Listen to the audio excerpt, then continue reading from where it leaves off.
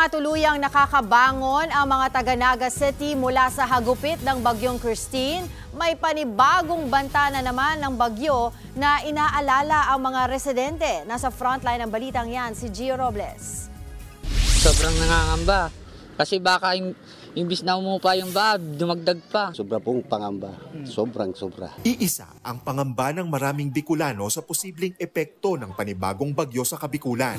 Ang 80 anyos na si Resurrection, mistulang Palaboy, nang masira ng nagdaang bagyong Christine ang bahay sa barangay Mabolo sa Naga City. Byuda na at mag-isang tinataguyod ni Resurrection ang 3 anak na may sakit. Paano na raw kung tataas muli ang baha, dulot naman ng bagong bagyong Leon? Opo, natatakot po talaga ako sa bagyo kasi wala kaming bahay pong uuwian.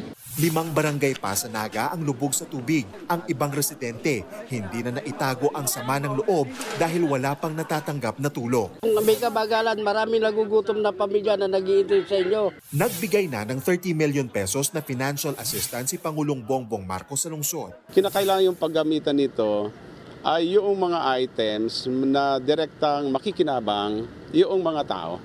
So dapat maramdaman ng mga tao na doon sa 30 million ay naging party po sila. Sa situation briefing sa Naga City noong weekend, natalakay ang pangmatagalang solusyon sa baha. Katuwang ang Korean government, posibleng simulan sa 2026 ang pagbuhay sa Bicol River Basin Development Program na proyekto noon ng ama ni PBBM na si dating Pangulong Ferdinand Marcos Sr. Ito, climate change talaga ito. This is all new.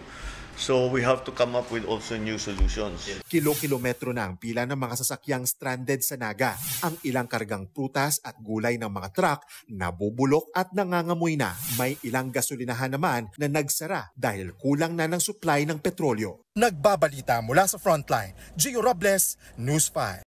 Mga kapatid, Dimples Romana po, kumpletuhin ang inyong umaga ng mga kwentong puno ng inspirasyon. Salubungin po ang bawat araw ng may ngiti at pag-asa. Kaya't mag-subscribe na po at mag-follow na sa aming social media pages ng News 5.